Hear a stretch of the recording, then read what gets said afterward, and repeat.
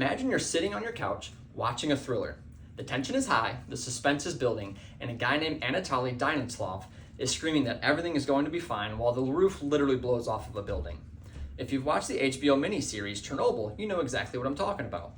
It's an incredible series that really covers the 1980s Chernobyl nuclear disaster very well, but it also left us with a deep-seated fear of anything that involves the word nuclear. We tend to look at nuclear power plants and think, yep, that's a disaster waiting to happen. But today, I want to challenge that fear. With the nuclear power plant Davis-Besse right here in our backyard in Toledo, the idea of this energy source actually hits close to home. The reality is that America is facing a massive energy crisis. Our electricity grid is strained, our climate goals are slipping, and we need a solution that is clean, reliable, and massive. The US must significantly increase its investment in nuclear energy. It is not the bad guy of a TV series and movie. It is the most reliable, the safest, and the most realistic path to a clean energy future. First, let's talk about reliability. We often hear that wind and solar will save us, and don't get me wrong, renewables are great when the sun is shining and the wind is blowing. But our phones, laptops, hospitals, and factories need power 24/7.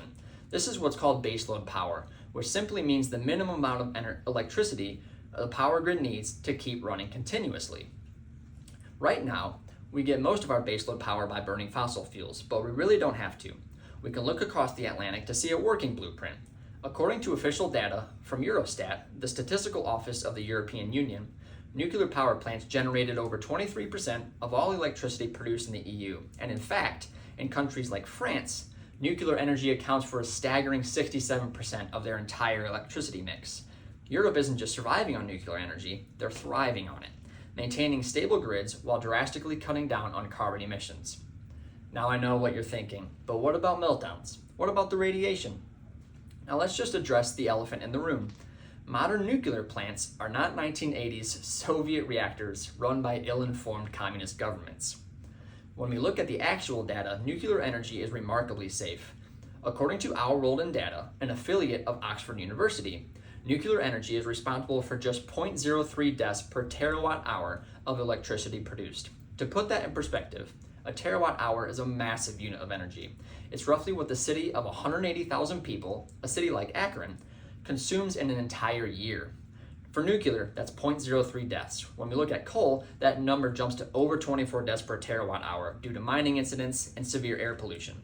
Nuclear is literally hundreds of times safer than fossil fuels we rely on every single day, and it's even statistically on par with wind and solar. This safety record is due to an incredible investments in meltdown mitigation, which are engineering designs specifically built to stop a reactor core from overheating and releasing radiation, even if everything else fails. Modern reactors are designed to shut themselves down automatically without human interaction. In short, nobody's going to have to look at their supervisor and say, 3.6 room gen, not great, not terrible. In conclusion, we are standing at a crossroads at a nation. We can continue to burn fossil fuels and choke our atmosphere, or we can build an energy infrastructure fit for our future.